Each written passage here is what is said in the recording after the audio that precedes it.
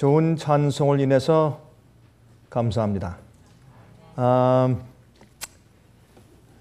오늘 찬송은 여러분 참 감동 좋은 찬송을 하셨습니다. 예.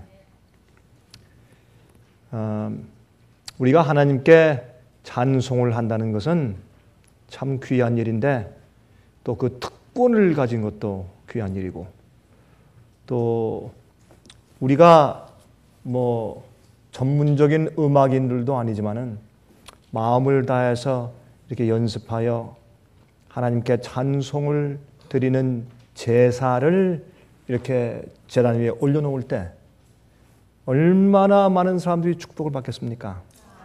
그리고 제가 이제 말씀을 전하기 전에 사람들의 마음이 말씀을 위해서 준비되고 그 사람들이 참 굉장히 귀중한 일을 하고 있다라는 것을 제가 공식적으로 한마디 좀 하고 싶어서 오늘 말씀을 드리고, 여러분들이 오늘 그 찬양대가 찬송 드리는 그 찬송이 오늘 제게 참 깊은 감동을 주었습니다. 그 음악성이나 그 화음이나 여러분 부르는 그 간절한 태도가 아주 참 그 감동을 주었고, 아마 오늘 이 시간 저희와 함께하는 인터넷을 통해서 예배드리는 수천 수만 명의 우리 형제 자매들 주님 백성들이 아마 감동을 받았을 것이라고 생각이 됩니다. 참 최근에 세상에 별의별 일들이 다 생기죠. 그렇죠? 갑자기 홍수가 와서 강남이라는 곳을 물바다로 만들어서 수백 대의 차량을 침수시키지 않나. 미국에도 갑자기 토네이도가, 그것도 정말 과거에 본 적이 없는 EF5라고 하는 어마어마한 그런 속도의 바람들이 불고 정말 몇 개 마을들이 순식간에 쓰레기가 돼버리는 그런 일들이 생기지 않나. 요즘에 허리케인이 좀 잠잠하다 싶더니 땅에 바람이 불어서 난리예요. 이 더위도 말이죠. 이 불볕 더위가 이 미국의 4분의 3을 덮쳐서 이렇게 오랫동안 괴롭히고 많은 사람이 죽고 참 놀라운 일들이 벌어지고 있습니다. 요즘에 미국에는 정말 이 정부의 빚 때문에 빚을 14.3조 달러 빚을 지고 있는데 이것을 또 빚을 갚아야 되는데 지금 빚의 이자도 못 갚아요. 4.3 14.3 트릴리언 달러라고 하는 것은 이건 천문학적인 숫자예요. 우리 상상을 못하는 숫자입니다. 그거를 외국에 진 부채뿐이에요. 우리 내국 안에 진 부채를 다 따지면 100조 달러예요. 이건 말할 수가 없어요 지금. 그런데 지금 간당간당 하는데 빚을 갚아야 할 텐데 더 이상 돈이 없잖아요. 찍어내야 될 거 아니에요. 그러니까 공화당이 못 찍는다 이거예요. 이젠 더 이상 안 된다 이거예요. 그래가지고 지금 대치하면서 굉장히 어렵게 되겠죠. 여러분 이제 미국의 미국 정부 나라 자체 신용 등급이 삭감당하게 생겼어요. 그게 미국뿐만 아니라 온 세계에 파장을 줄 것입니다. 그래서 모름지기 이 전문가들과 경제학자들이, 교수들이 이젠 허리띠를 졸라매라, 안전띠를 졸라매라. 내년에 어떤 일이 생길지 모른다. 우리 미국의 실직률이 30%, 40%, 50% 정도까지 치솟을 가능성도 있다. 예를 들어서 이제 2차 대전 당시에 말이죠. 미국의 경제가 곤두박질했죠. 그때 그 전쟁 당시니까. 그러나 다 돌아왔을 때 문제가 없었어요. 왜? 공장들이 미국에 얼마인지 있으니까 그냥 막 가동시켜가지고 금방 미국 경제가 살아났어요. 지금은 그럴 수가 없어요. 모든 공장들과 생산업체들이 중국, 인도, 멕시코에 다 가 있어요. 어떻게 할 거예요? 회생할 길이 없어요. 이거는 100% 불가능해요. 그래도 가능성이 있다. 아니요. 100%. 제 말 들으셨어요? 100% 불가능해요. 이건 회생이 안 돼요. 그럼 어떻게 될 것인가? 이제는 체제를 바꿔야 돼요. 그래서 베네딕트 16세와 현재 오바마 대통령이 말한 것처럼 이제는 이 체제가 사회주의 체제로 갈 수밖에 없어요. 전격적인 사회주의 체제가 아니면 이걸 컨트롤할 수가 없어요. 공산주의라고 말하면 안 되죠. 그 사회주의. 이거는 이 세상이 할 수 없이 받아들이게 되는 형편입니다. 성경은 마지막 짐승의 표에 우상의 환란이 있기 전에 위기가 온다고 이야기합니다. 마지막 시대 말세에 부자들은 재물을 쌓았도다. 그 재물이 썩는다 그랬어요. 망한다 그랬습니다. 여러분 구약 성경에는 이사야 65장을 보시면 거기에 부자들이 사람들이 금과 은을 두더지와 박쥐에게 던지면서 이를 갈며 운다 그랬어요. 나 예수님께서 오시기 직전의 사건들을 표현한 것입니다. 우리는 정확하게 언제 어떤 일이 생길지 알 길이 없습니다.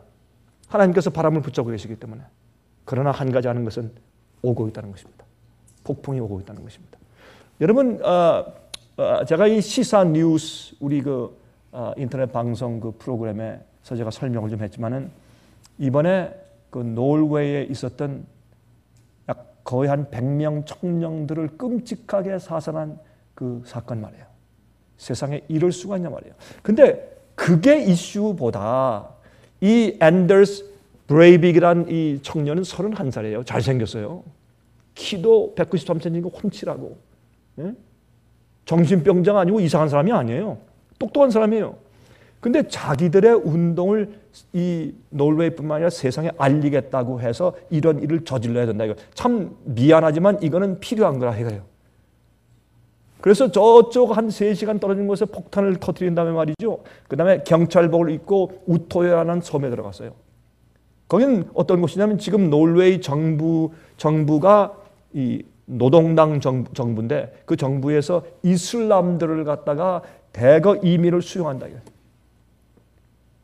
그래서 여러분 지금 유럽에는 문제가 생긴 것이 유럽의 최고의 종교는 이슬람이에요. 이제 너무 이슬람교도들이 지금 이민이 막 몰려드니까 그러니까 어떻게 주체를 못하는 거예요. 그래서 이슬람 종교가 유럽 종교의 제1이 돼버렸어요. 그러니까 반이슬람주의. 너희가 알케이다 운동을 해? 그래서 기독교인들 미워해? 좋다. 우리 기독교인들도 반이슬람 운동한다. 그래서 일어나는 거예요. 그리고 이렇게 자유주의적이고 현대주의적이고 원칙을 무시하는 이런 자유주의적인 정부에 우리가 대항한다. 그래서 운동을 하는 거예요.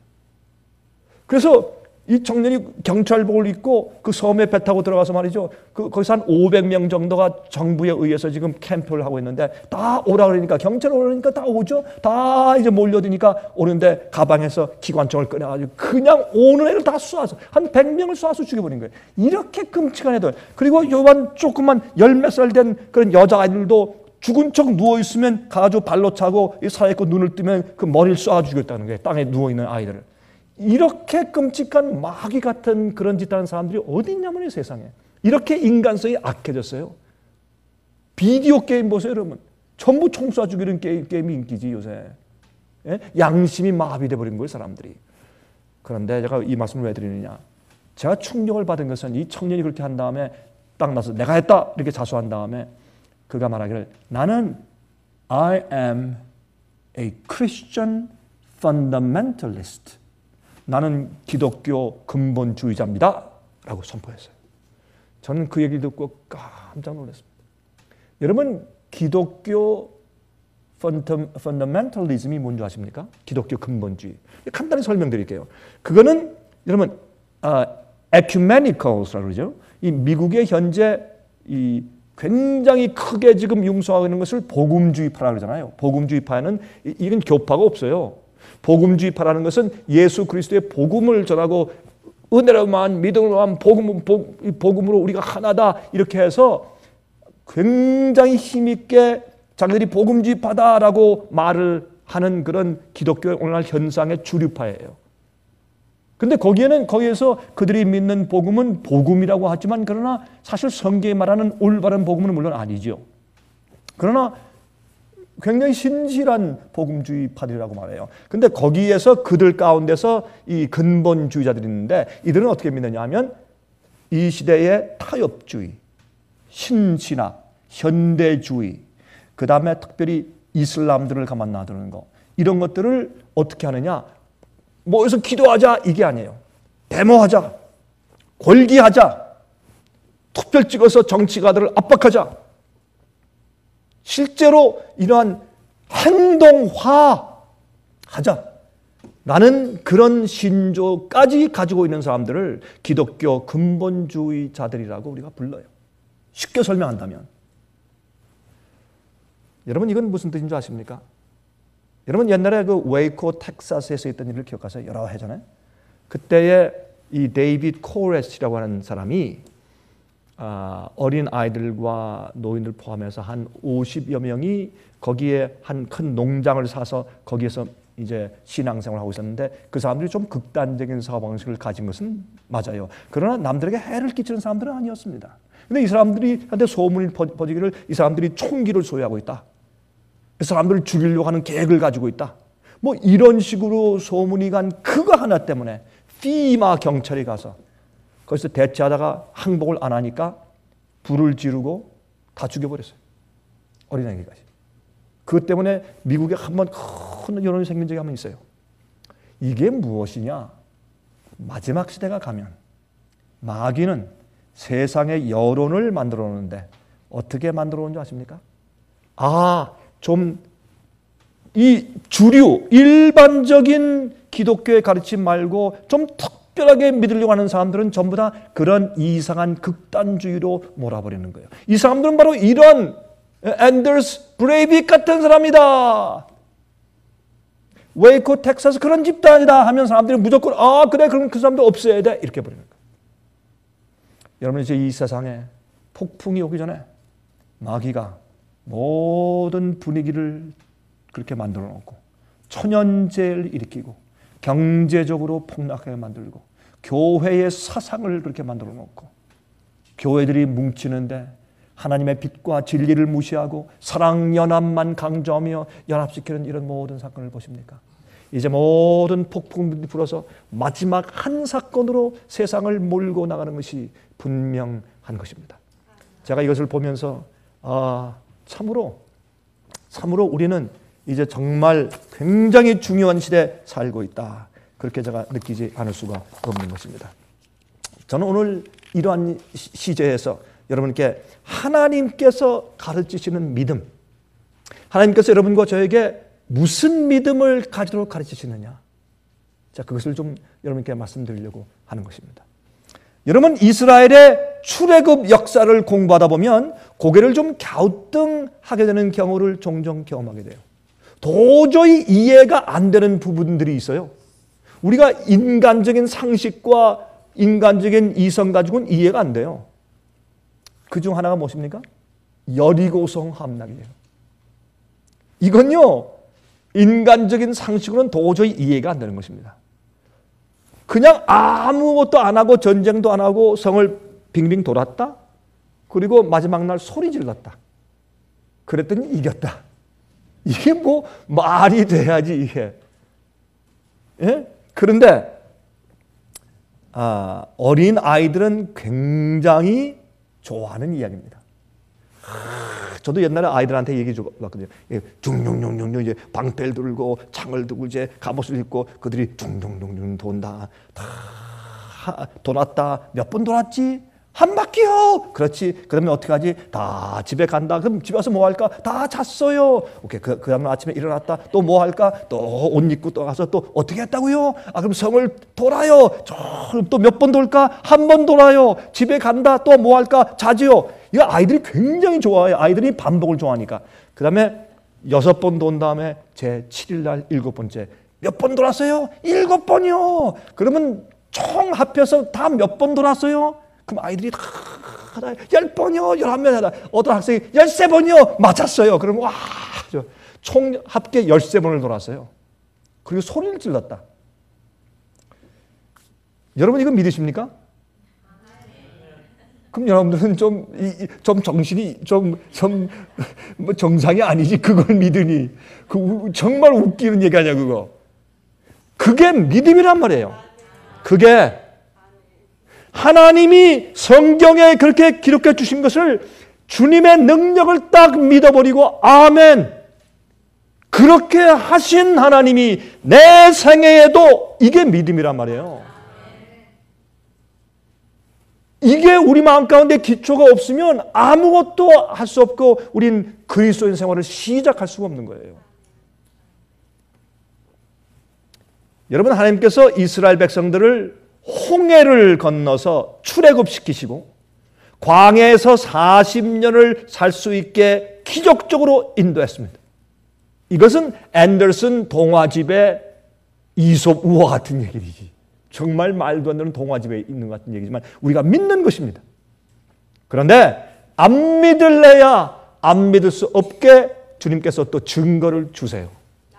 왠지 아세요? 증거 주실 필요 없어요. 주님께서 그렇게 했다 그러면 아멘 하면 끝나면 되는데 하도 사람들이 얕고 핑계하고 이리 핑계 저리 핑계 난 그렇게 해서 못 믿습니다 하니까 주님께서 우리를 불쌍히 해가지고 이 딱딱하고 완악한 사람들한테 믿을 증거를 주기 위해서 증거도 주신다고.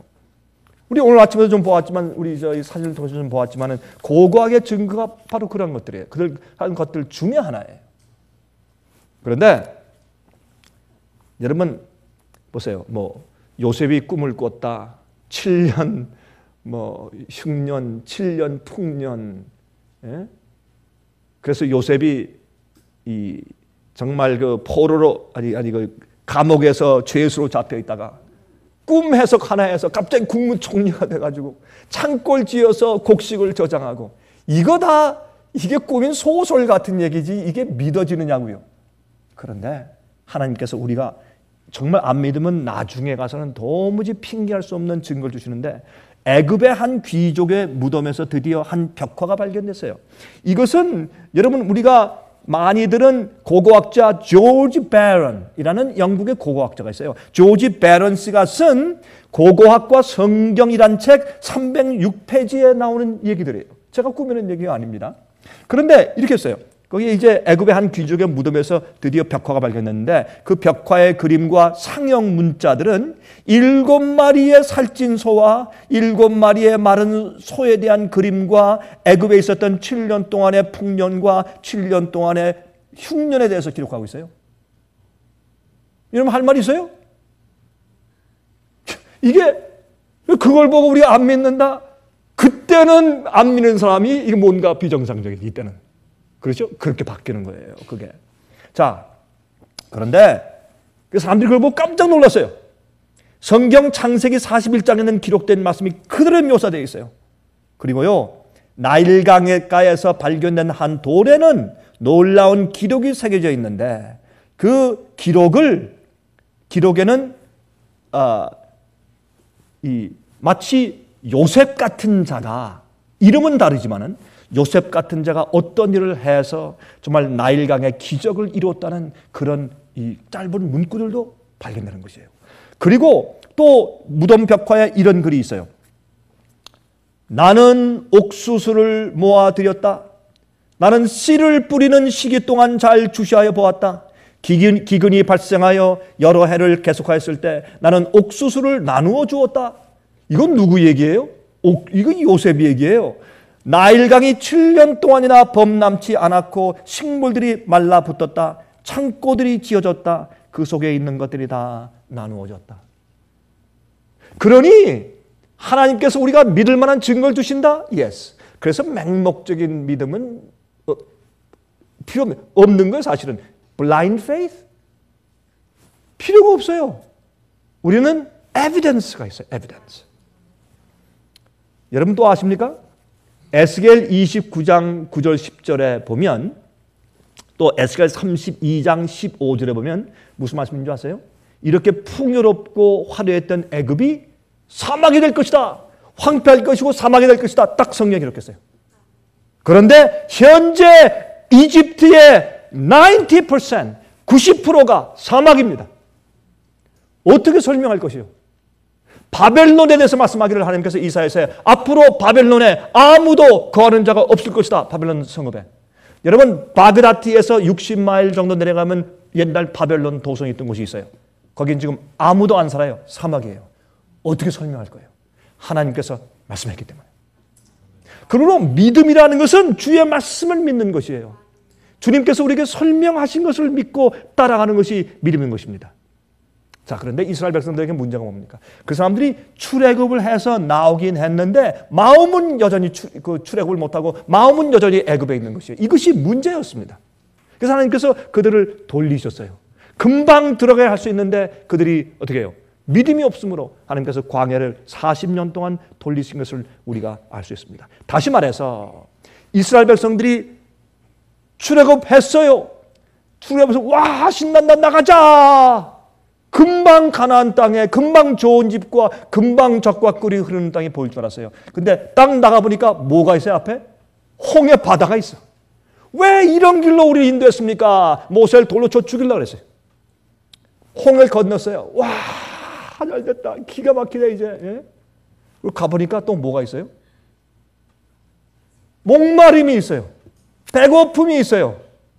이거 뜨거운 태양이 있어요. 여러분 하나님께서 그들을 구원해서 애굽에서 나오긴 했으나 가면 갈수록 또 도전과 또 도전과 또 시련과 또 어려움이 있는 것이에요. 솔직히 얘기하십시다. 우리가 거듭나고 예수님 믿고서 우리가 신앙생활을 시작하면 그때 다 끝난 거겠죠. 다 구원받았고 뭐 다 확신되고 다 끝난 거겠죠. 그때부터 시작이죠. 그때부터 시작이죠.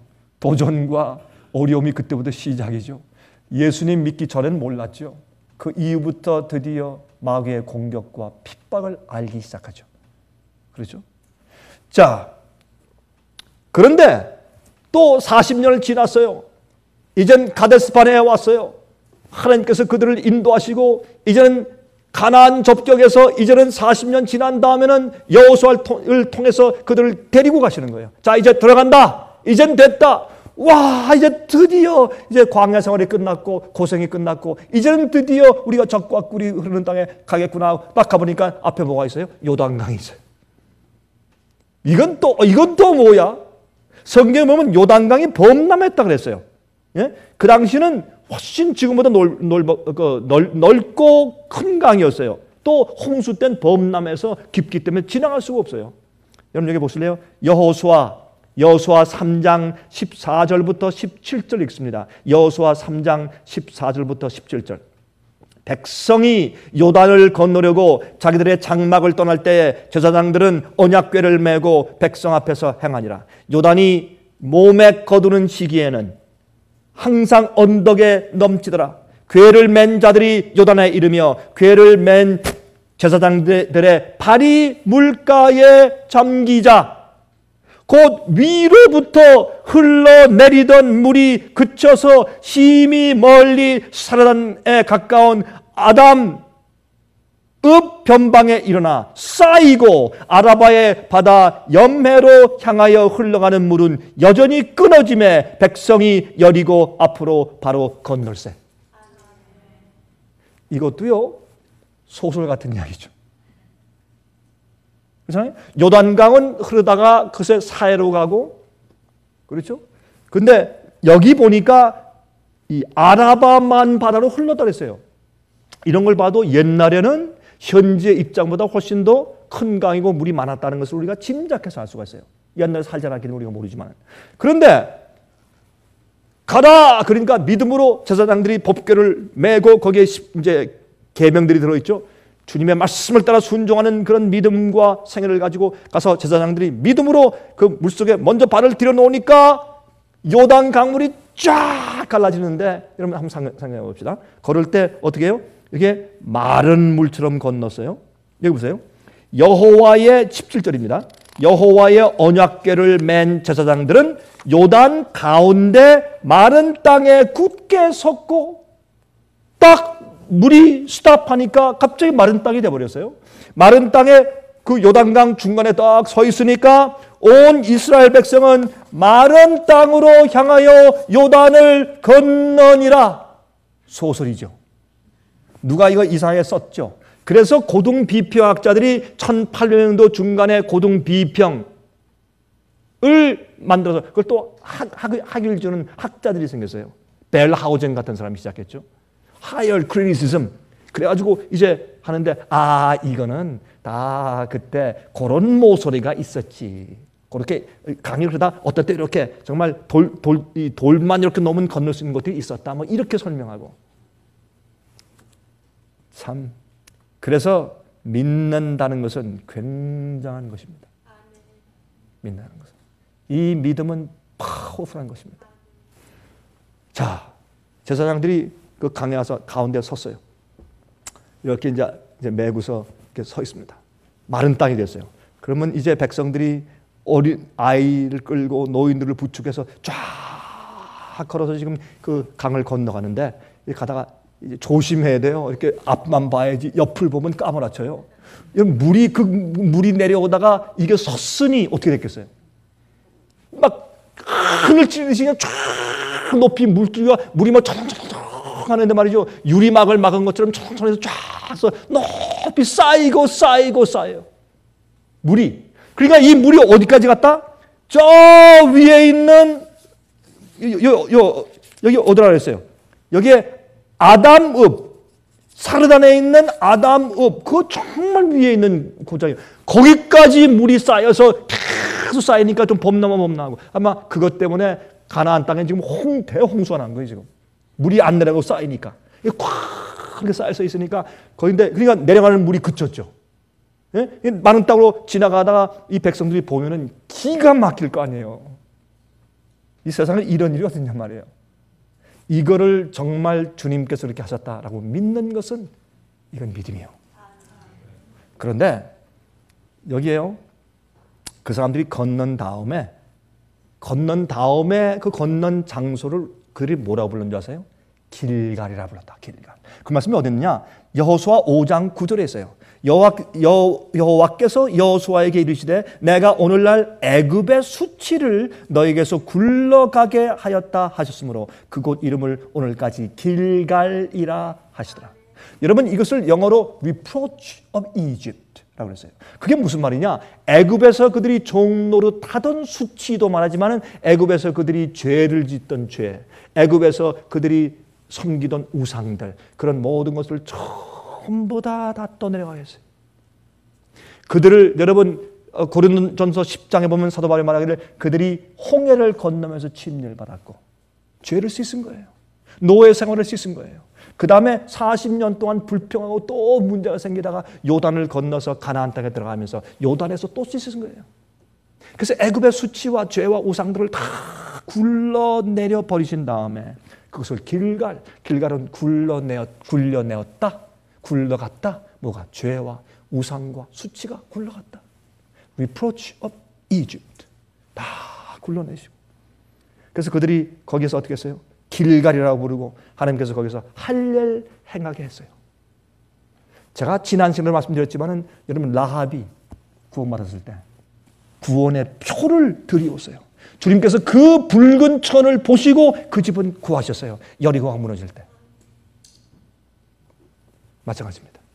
마지막 시대 하늘 가나안에 가기 전에 다시 한번 길갈이 있어요. 거기에 사람들이 각 지파마다 돌을 하나씩 해서 12돌을 갖다가 단을 쌓았어요. 길갈이라고 불렀어요. 우리에게서 죄가 굴려나가야 돼요. 우상이 굴려나가야 돼요. 잘못된 오류가 굴려나가야 되고 하나님께 대한 오해들이 다 굴려나가고 표가 생겨야 돼요. 할례를 행해야 돼요. 그 당시 할례는 주님께서 겉으로 보이는 세상의 모든 죄들을 다 잘라버리고 애굽을 잘라버렸다라는 것을 겉으로 나타낸 표시가 양피를 베어 잘라버리는 할례 행위였어요. 마지막 시대도 하늘 가나안에 들어가기 전에 우리가 마음의 할례를 해야 할 텐데 잘못된 것을 전부 잘라버려야 돼요. 하나님의 계명을 잘못 지키고 어긴 것들을 전부 잘라버리고 하나님의 계명을 지키는 자들이 돼야 돼요. 주님의 표가 있어야 돼요. 주님의 인을 받아야 돼요. 그것이 그 당시에 할례였는데 마지막 시대는 성도의 인내가 여기 있나니 저들은 하나님의 계명과 예수 믿음을 지키는 자니라 라고 말씀하신 것이에요. 이것이 마지막 시대 사건이고 이 표를 받은 자만 짐승의 표의 환란을 통과할 수 있어요. 여러분, 지금 경제적인 파탄이 옵니까? 온 세상에 옵니까? Yes. 유로에 지금 문제가 생깁니까? Yes. 미국에 지금 큰 문제가 있습니까? Yes. 온 세상에 경제적인 새로운 체제가 생길 것입니까? Yes. 상상하지 못할 그런 어마어마한 일들이 생길 것입니까? Yes. 폭동이 올 것입니까? Yes. 여러분, 요즘에 미국에 이 도적들이 생기는데 뭘 뛰어가요? 에어컨디션에 줄을 뛰어가요. 구리를 뛰어가요. 여러분, 전기 회사에 선들을 뛰어가서 어떤 마을은 막 전체가 막 불이 막 나가고 말이에요. 뭐 이 맨홀 뚜껑 그걸 막 훔쳐가지고 막 구멍이 막 뚫리고 말이에요. 뭐 이 요즘엔 말이죠. 이게 다 점도둑이 무슨 도둑이냐? 먹고 살 게 없어서 한 도둑들이 자꾸 생겨나요. 음식을 훔쳐가고. 여러분이시여, 이게 우리에게 무엇을 의미하느냐 말이에요. 예? 이젠 인이 와요. 표가 와요. 하나님께서 이런 환난을 통해서 알곡들을 골라 빼주는 거예요. 옛날도 그랬어요. 지금도 그러한 것입니다. 지금도 앞으로 그럴 것입니다. 그런데 이제 말이에요. 이들이 요단을 건너서 길가를 건너서 이젠 됐다. 그리고 또 와 오니까 또 뭐가 있어요? 하늘처럼 뻗어있는 여리고 성벽이 또 있네. 가면 갈수록 첩첩산중이고 가면 갈수록 문제네. 가면 갈수록 또 산이 있고 또 산이 있어요. 그걸 우리 첩첩산중이라고 그러죠. 이젠 또 저 깎아지른 큰 높은 성벽, 저 어떻게 할 거예요 이제? 그때 하나님께서 그들에게 어떻게 했습니까? 얘들아, 모세에게 너희들 아무것도 할 것이 없다. 이건 여호와의 전쟁이라. 그러나 너희가 나에게 한 가지 협력을 해라. 무슨 협력인 줄 아느냐? 오케이. 돌아라. 다 전쟁 준비를 다 갖추고 그러나 너희가 싸우는 게 아니니까 돌아. 너희의 승리의 관건은 어디에 있느냐? 내 말에 순종하고 나를 신뢰하는 데 있다. 그 말이에요. 그걸 주님께서 가르치시는 거예요. 오늘날 이 시대 우리에게 주님께서 그것을 가르치시는 거죠. 주의 말씀에 순종하고 따르라고 말해요. 남들이 이해가 안 돼요? 이해가 안 되지. 미친 짓이지. 그러나 하라 이거예요. 왜? 여호와가 성경에 말씀했기 때문에. 다른 이유가 없어요. 제가 여호수아 6장 1절부터 16절까지 있는 말씀, 그 다음에 또 20절에 있는 말씀, 제가 그것을 읽지 못하겠습니다. 시간이 없어서. 저 뒤에서 지금 직원이 목사님 오늘 얼마 안 남았습니다 하고 저한테 지금 사인을 줬어요. 읽지 않겠어요. 그러나 제가 말씀을 드립니다. 여호수아 6장을 여러분 집에 돌아와서 읽어보세요. 그러면 여기에 10절, 화면에 10절만 놓을 수 있어요? 한번 해보세요. 10절 찾으세요. 여호수아 6장 10절만 찾아서 한번 올려보세요. 여기 보면 여호수아가 백성들에게 명하여 가로되 너희는 외치지 말며 너희 음성을 들내지 말며 너희 입에서 아무 말도 내지 말라. 그리하다가 내가 너에게 명하여 외치라 하는 날에 외칠지니라 하고. 기가 막힌 말씀이 있어요. 저는요 이 성경 말씀을 전부 구약이나 신약이나 전부 우리가 사는 마지막 시대 이렇게 접목시켜서 다 이해하려고 하면 전부 풀려요. 이 성경 말씀은요 전부 다 우리가 사는 이 시대 우리를 위해서 더 많이 기록해 주신 것이에요. 구약 시대보다 바울 시대보다 우리를 위해서 더 많이 기록해 주신 것이 성경이에요. 왜? 이 마지막 시대 우리가 사는 이 시대 성경의 모든 말씀들과 예언들이 집중적으로 모여서 우리 시대 다 풀리고 결정지어지고 결론지어지기 때문에 그래요. 그래서 제가 그런 눈으로 보면 모든 게 풀려요. 기가 막혀요. 어쩌면 그 하나님의 지혜가 높으신지. 그래서요 여기 하루에 한 바퀴 돌아라. 그 이튿날 또 한 바퀴 돌아라. 돌 때 어떻게 하라? 말하지 말라. 입담으로. 절대 소리치지 말고 입담으로. 그리고 그냥 내가 하라는 대로만 해. 참 우스꽝스러워요. 그러니 돌다가 하루, 이틀, 3일째 되면 어떻게 했겠어요? 자네 이거 생각해봤어? 이거 우리 뭐 하는 짓이야 이거? 남들이 볼 때 얼마나 웃겠어? 이런 사람들은 아무도 없다고. 아니 하나님께서 여러분과 저에게 뭐 하라, 계명을 지키라, 이거 하라, 저거 하라 할 때 무슨 뭐 센스가 있어요? 어떤 때는 말도 안 되지. 그러나 왜 해요? 하나님께서 하라고 했으니까. 이유가 없는 거예요. 그게 믿음이에요. 이스라엘 백성들이 하나님께서 뭘 가르치는 거예요? 너희들 앞으로 가나안 땅에 들어가도 내가 하라면 해. 이유가 없어. 내 말을 행하고 그렇게 하면 그게 생명이고 너 어겨? 그게 죽음이야. 그렇게 가르치시는 거예요 지금. 이 사람들은 어떻게 해요? 그냥 둔둔둔 걸어가는데 이게 참 기가 막히다고. 이거 우리 뭐 하는 짓이야? 글쎄 나도 모르겠어. 이 모세가 우리들하고 장난치는 거야 뭐야? 예? 참 죄송합니다. 여호수아 목사님, 여호수아하고 우리 데리고 좀 장난치는 거야? 뭐야 이거? 예? 네, 그리고 이제 그래도 따라하고 그런 마음 가운데 불평이 있어도 어떻게 해요? 하나님께서 그걸 아시고 입담으로 음성을 내지 마. 그냥 조용히 아무 말도 내지 말고 가라. 불평하지 말라 이거예요. 주의 말씀을 순종해서 따라갈 때 나를 신뢰하고 불평하지 말고 그냥 하라는 대로 그대로 하라 이거예요. 그러면 내가 외치라 할 때 그때 소리 질러라. 이제 곧 외치는 날이 임해요. 온 세상을 향해서 하나님의 영광의 빛이 나고 외칠 거예요. 그것을 성경은 큰 소리를 외친다 되어 있어요. 그것이 요한계시록 17장에 있는 바벨론의 비밀을 폭로하신 다음에 18장에 한 다른 천사가 내려오는데 그의 영광으로 온 땅이 환해지더라. 거기서 4절은 외치는 얘기가 나와요. 내 백성아 거기서 나와 그 죄에 참여하지 말고 그 받을 재앙을 받지 말라고 외치는 얘기가 나와요. 여러분 아십니까? 지금은 외치는 시기가 된 것이에요. 이제 그 외치는 시기에 시발점에 우리가 지금 들어가고 있는 것이에요. 그래서 우리들은 뭐 하는 사람들입니까? 그 외치기를 준비하는 사람들이에요. 외칠 수 있는 동역자들을 준비시키는 것이에요. 한국말 하는 사람들과 중국말 하는 사람들 속에서 그 하나님께서 외치라 할 때 외치는 자들을 준비시키는 운동을 하는 사람들이 우리예요. 어떤 사람들은 무슨 자기들이라고 그렇습니다. 제가 이 말 한다고 저를 뭐 감옥에 넣으실래요? 어떻게 하실래요? 그렇다는데 그게 우리 사명이고 우리 사업이에요. 중국에 있는 우리 형제자매들도 이것이 마음에 꽉 차 있기 때문에 놀라운 일들을 해치우는 거예요. 그 확신이 있기 때문에 믿음으로 일하는 거예요. 그 믿음이 생겨버리니까 태산이 움직이는 거예요.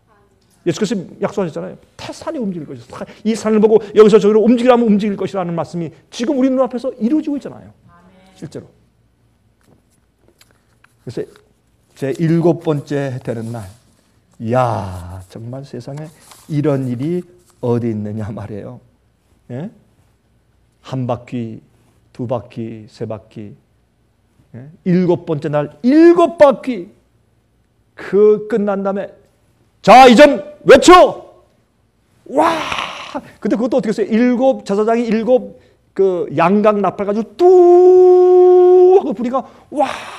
하니까 무너지는데 세상에 그렇게 큰 그 성벽이 마차가 그 성벽 위에 달릴 수 있는 그 육중한 그 넓은 그 성벽이 무너지는데 여러분 어떤 고고학자는 저한테 이렇게 설명해 주더라고요. 근데 그걸 갖다가 많은 사람이 말하지 않기 때문에 제가 뭐 공식화 그렇게 말하는 것은 뭐 어떨지 잘 모르겠는데 어떤 고고학자들은 이렇게 설명해요. 재미있는데 이렇게 이 고고학을 발견해 보면 모든 성들은 이렇게 무너질 때 다 이렇게 무너졌대요. 왜냐면 왜 저기 와서 치니까 다 이렇게 무너졌잖아요. 이렇게 안쪽으로. 여리고서는 안에서 바깥으로 무너졌대요. 성벽 무너진 걸 가만히 보면 안에서 뭔가 바깥으로 무너진 것을 볼 수 있다는 거예요. 그래서 저는 그 말을 믿어요. 그렇지. 와, 우리가 하나님께서 무너뜨리니까 안에서 바깥으로 무너졌지. 그런데요. 이사야 28장 16절. 이사야 28장 16절 보시면 이런 말씀이 있어요. 그러므로 주 여호와께서 가라사대 보라 내가 한 돌을 시온에 두어 예수님이죠. 기초를 삼았노니 곧 시험한 돌이요 귀하고 견고한 기초돌이라. 그것을 믿는 자는 급절하게 되지 아니할 것이라. 이게 무슨 말인지 아세요? 급절하게 되지 않는다. 급하지 않는다 말이에요. 급할 필요가 없어요. 안절부절, 불안, 초조 이렇게 할 필요 없어요. 그렇죠? 발을 동동 굴리고 그럴 필요가 없단 말이에요. 하나님께서 우뚝 서 있으니까 시온에 하나님의 돌 예수께서 서 계시고 진리가 이고 주님의 계획이 성취되고 예언이 성취될 것이니까 딱 서 있으면 우리는 그걸 믿고 어떻게 돌면 돼. 돌아. 말하지 마. 입담으로. 예. 돌면 돼. 무장은 다 했는데 우리 힘을 싸우잖아요. 돌아요. 돌고. 신뢰, 순종, 무조건. 왜? 주께서 말씀했기 때문에. 어떤 사람들은요, 이런 핑계 저런 피해 또 자기 옛날에 들었던 거 가지고 자꾸 또 토론하려고 어떻게 했으면 안 했으면 좋으니까. 내가 옛날 10년, 20년 가르쳤는데 이제 바꾸려니 체면이 있어. 내가 지금까지 30년, 50년 동안 믿어왔는데 바꾸려니까 체면이 있고 또 기분이 나빠. 내가 지금 잘못 믿었단 말이야. 잔말들이 많아요. 주님께서 하라면 우리가 바꿔야지. 내가 잘못했구나. 잘못 생각했구나. 그래서 신뢰함으로 돌아야 돼요. 말하지 말고. 그러니까 어떻게 해요? 급할 필요가 없어요. 차분히 주께서 돌아라. 예, 알겠습니다. 주님께서 행하시는 역사를 기대하는 마음으로 조용히 돌면 돼. 그런데요, 시편 44장 1절에 있는 말씀을 하나 읽을게요. 하나님이여, 주께서 우리 열조의 날 곧 옛날에 행하신 일을 저희가 우리에게 이르매 우리 귀로 들었나이다. 그 이후의 백성들은 뭐 보고 믿었어요? 듣고 믿었어요. 그러면 그들과 여러분과 제가 뭐가 달라요? 바울이 믿은 건 바울이 봤어요? 여리고성 넘어진 걸 봤느냐고요, 바울이. 못 봤잖아요. 그러나 그는 믿었어요. 왜? 선조들이 계속 대대손손으로 말해준 말씀을 귀로 들어서 그는 믿었어요. 그러면 바울의 증거와 여러분과 저의 증거가 무슨 차이가 있느냐고요. 우리는 그들보다 더 나은 것이 기록된 성경이 있기 때문에 성경 말씀을 봄으로 믿을 수 있잖아요. 이 화면 통해서 보시는 분들이시죠. 여러분들 믿음이 부족합니까? 믿음은 들음에서 나오며 들음은 하나님의 말씀을 듣는 것이라고 성경은 얘기했어요. 그러므로 믿을 수 있는 것이에요. 믿을 만한 증거를 주님께서 얼마든지 우리에게 주신 것입니다. 우리가 들었나이다. 들었나이다. 이제 시간이 없어서 제가 마치겠습니다. 그래서 여기 시편 44장 여기에 5절, 6절, 7절만 읽겠습니다. 우리가 주를 의지하여 우리 대적을 누르고 우리를 치려 일어나는 자를 주의 이름으로 밟으리이다. 나는 내 활을 의지하지 아니할 것이라 내 칼도 나를 구원치 못할 것이라 오직 주께서 우리를 우리 대적에게서 구원하시고 우리를 미워하는 자로 수치를 당케 하셨나이다. 우리가 종일 하나님으로 자랑하였나이다. 여러분은 어떻게 종일 하나님으로 자랑한다? 그게 어떻게 가능해요? 그 가능한 이유는 하나밖에 없어요. 내가 한 게 아무것도 없으니까. 하나님께서 하라는 대로 따라서 정말 바보처럼 정말 여리고성을 돌고 또 자고 또 돌고 자고 또 일곱째 되는 날 7바퀴 돈 다음에 소리 지르니까 와 하니까 무너졌는데 내가 무슨 자랑을 하겠냐고요. 웃기는 짓을 했는데 쉽게 얘기해서. 근데 그걸 보고 이스라엘 백성들이 크게 놀란 거예요. 그들이 대대손손으로 뭘 배웠어요? 하나님께서 가르치시려고 하는 믿음을 배운 거예요.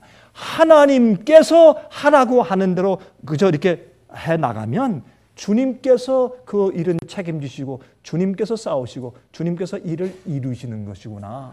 그러면 믿음이라는 것이 무엇이냐? 하나님 살아계시다. 그걸 믿는 것이냐? 아니에요. 하나님께서 세상을 창조하셨다고 믿는 것이냐? 그건 세상에 그거는 뭐 어떤 양심만 있으면 삼척동자도 알아요. 그거 말고 예수 믿지 않는 옛날 우리 선조들도 신이 있다는 건 다 믿었어요. 공자도 믿고 가르쳤어요. 하늘에 하나님을 가르쳤어요. 그거 말고 그럼 믿음은 뭐다? 믿음은 하나님께서 불가능한 일을 약속하시면서 그러므로 내가 하라는 대로 해 할 때 알겠습니다 하고 따라하는 것이 믿음이구나. 그것을 배운 거예요. 그것을 우리에게 가르치시는 것이에요. 이것이 마지막 시대 성도의 인내고 믿음입니다. 이것이 예수의 믿음입니다. 참된 믿음을 갖게 되시기를 간절히 바랍니다.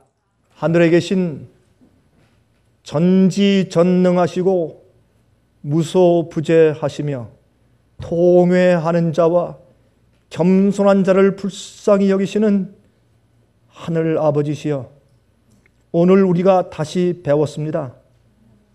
아버지께서 우리에게 지금 가르치시려고 하는 믿음의 상태가 어떠한 것인지 알았습니다. 우리 아버지 불쌍히 여기시고 매일 가르침 받는 심정으로 따라 나가겠사오니 우리에게 단순한 믿음과 아버지를 신뢰하는 믿음과 주의 말씀을 읽고 연구하고 들음으로 믿음이 생겨서 주님께서 무엇이라고 말씀하시든지 어디로 인도하시든지 어린 양이 어디로 인도하든지 따라가는 자들 되게 해 주시옵소서. 예수 그리스도 이름으로 간절하게 기도합니다. 아멘.